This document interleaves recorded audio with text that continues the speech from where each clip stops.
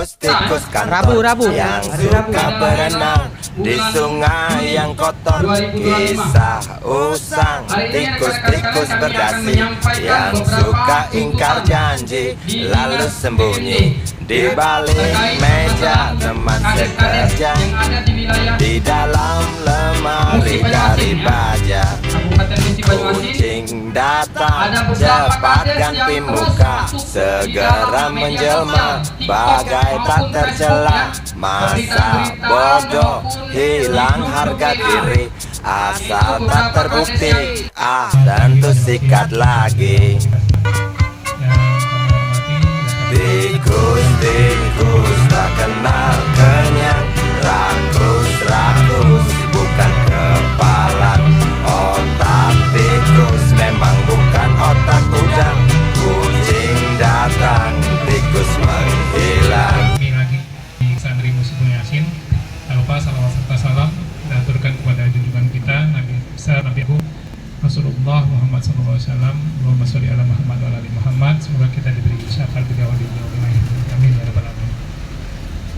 Sedikit tanggapan yang disampaikan dari rekan-rekan DPD LAN terkait banyaknya maraknya sikap atau perbuatan kades di wilayah Musi Banyuasin yang tidak taat aturan atau melanggar norma. Kami Kejaksaan Negeri Musi Banyuasin sudah memetakan itu, Pak Fitriandi sudah memetakan, dan ada juga memang laporan-laporan terkait seperti jual aset, terus lagi pemain-pemain yang seperti saudara sampaikan tadi, iya, misalnya di Sukamaju itu sudah kami dapat informasi juga. Jadi sambil berjalan kami mengumpulkan data dan meminta informasi keterangan juga dari warga-warga. Terkait juga karena ini anggaran dinas Perkim ya, APBD ya, pembangunan jalan setapak hampir 1 miliar Pak, 890 jutaan. Itu dibangunkan tidak tepat sasaran. Permintaan masyarakat dibangunkan menuju TPU, tempat pemakaman umum ya. Ternyata dibangunkan, dipindahkan oleh Kades itu ya. Jadi titik koordinatnya beda. Mestinya di RT 1 berubah di RT 2. 3. RT 3 ya, berubah di RT 3. Ini berdasarkan penyampaian warga, karena kami tidak bertanya ke Kades, kami bertanya ke masyarakat, karena masyarakat ini independen sifatnya kan. Dia tidak akan membela diri kan. Tapi kalau kita bertanya ke Kades, mereka akan membela diri. Dia akan bersikeras mengatakan itu RT 1 ya. Padahal titik koordinatnya RT 1 menuju tempat pemakaman umum. Dibangunkan menuju ke kebunnya Kades. Ini kan tidak masuk akal Pak. Hampir 900 juta dikelontorkan dana untuk membangun jalan menuju kebun Kades. Nah tolong diperiksa Pak yang seperti ini. Tolong diperiksa ya. Apakah benar ini sebuah korupsi, konspirasi antara Kades dengan dinas Perkimnya? Coba selidiki Pak permasalahan, karena banyak sekali kerugian negara ini Pak. Pak Prabowo sendiri mengatakan sebagai presiden ya, Presiden Republik Indonesia, dia mau bersih-bersih sekarang ini. Kalau era Jokowi mungkinlah kacau ya. Tapi era Prabowo ini dia mau bersih-bersih. Siapapun, Kades, perangkat desa, ataupun ASN, ataupun pejabat-pejabat negara manapun yang korupsi, mereka akan libas kan.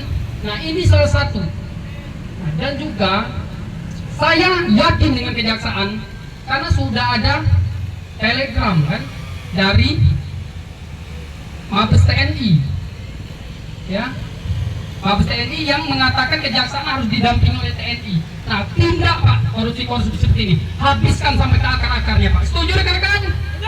Setuju. Nah ini jadi salah satunya ini mereka ini merasa dia yang paling pintar ya Kades ini.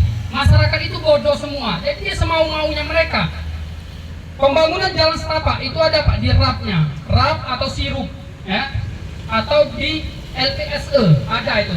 Tahun 2024 anggarannya, periksa 2024 890 jutaan anggarannya. Tolong diperiksa menuju ke tidak ada tujuan lain ke kebunnya kades itu, apakah boleh kita selaku aparat, selaku pejabat publiknya, walaupun setingkat kades, pejabat di desanya ya, yang makan uang dari rakyat, apakah boleh melakukan hal semacam itu? Penyalahgunaan wewenang menggunakan kesempatannya, aji mumpung gitu, nah mumpung lagi menjabat. Nah ini bahaya kalau aji mumpung lagi menjabat kades, mumpung lagi menjabat bupati, ini bahaya aji mumpung ini, rusak negara kita ini.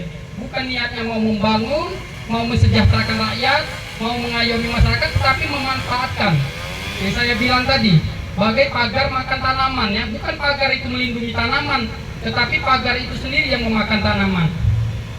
Selanjutnya juga bedah rumah Pak, tolong dipisah, bedah rumah ini Pak, aparat perangkat desa yang dapat, seperti sekretaris sekdes ya, sekretaris desa yang rumahnya yang sudah bagus-bagus dibangun. Nah ini kan kacau Pak, kacau tidak rekan-rekan? Kacau. Rumah yang bagus-bagus dibangun, rumah yang papan, yang kumuh, yang miskin-miskin tidak dibangun. Dianggap orang itu bodoh semua. Tidak ada sama sekali rasa prihatin terhadap masyarakat.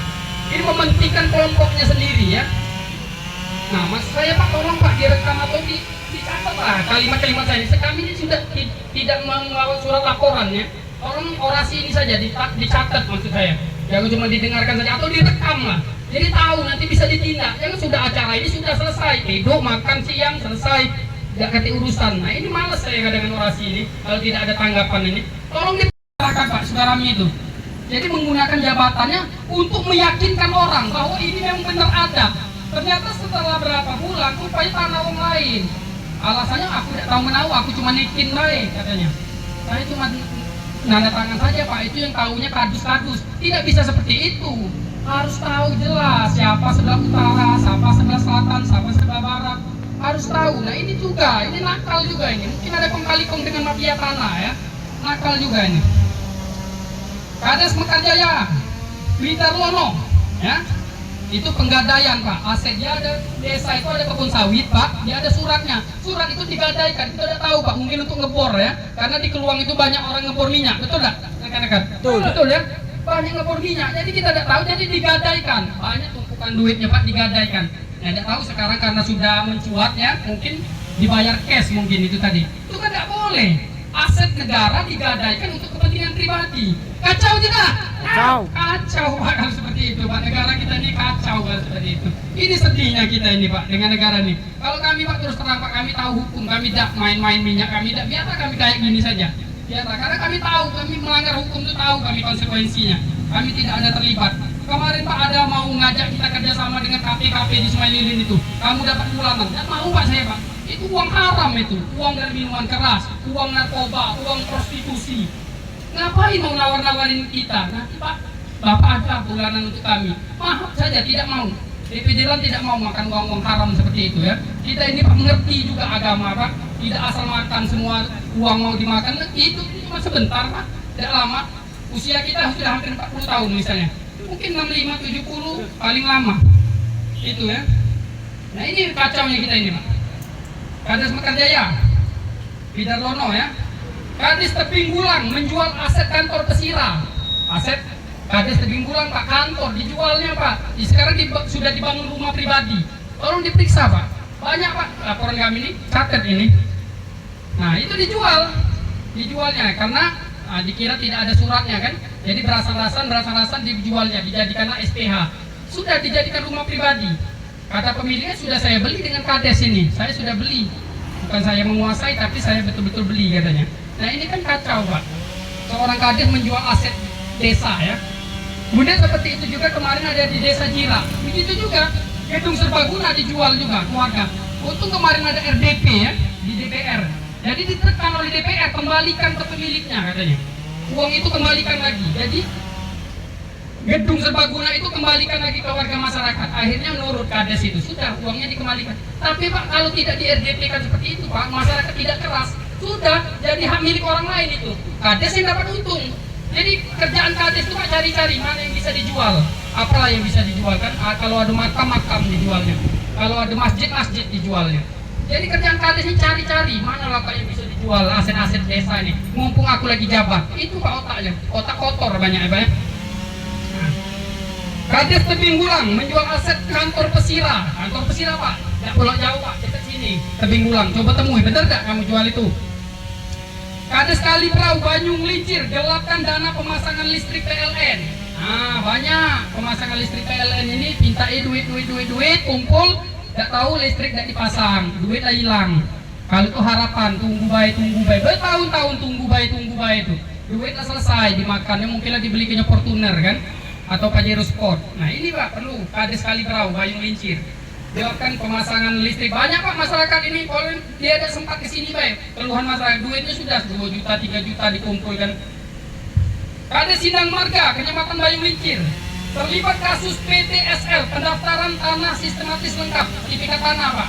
Begitu juga, meminta kepada masyarakat untuk melengkapi surat administrasi untuk dibuatkan sertifikat. Sertifikat tidak kunjung datang, tidak kunjung terbit, duit dah selesai, dah hilang. Nah ini Pak, banyak kerugian masyarakat. Ini kerugian masyarakat langsung Pak, bukan kerugian negara. Jadi masyarakat yang dibodohi. Ya saya katakan tadi Kak, mestinya pagar itu melindungi tanaman, tetapi pagar ini makan tanaman. Kades itu mestinya melindungi warganya, tetapi kenyataan di lapangan Kades itu memanfaatkan atau membuat masyarakatnya menderita ya, atau dirugikan dan dikorbankan. Itu. Nah ini Kades Sindang Warga Kecamatan Banyung Lincir ya. Selanjutnya juga kemarin Lurah Serasan Jaya. Nah itu di perumahan Palem Hijau Pak. Itu banyak tanah-tanah sengketa. Bermain Pak. Pokoknya yang kosong kalau kira-kira tidak pemilik itu buat surat tanah. Nah ini kalau diperiksa Pak, sampai mencuat berita ini, terlibatlah lurahnya, bikin buat SPH. Setelah dibuat SPH, ditanam sawit, ternyata ada orang lain pemiliknya. Nah itu saya pemilik, ini surat saya, surat dari orang tua. Ribut kemarin di Palem Hijau itu. Nah kan semacam ini Pak, memperkeruh suasana. Mestinya lurah itu menguraikan permasalahan ya, bukan dia menjadi subjek masalah ya. Dia sumber masalah, ini yang berbahaya sekali. Nah ini sudah dibuatkan SPH, ternyata orangnya pemiliknya orang lain. Bagaimana lurah ini bisa tidak tahu siapa sebelah utara selatan ya? Nah ini kan ada konspirasi Pak, konspirasi nak berbagi tanah.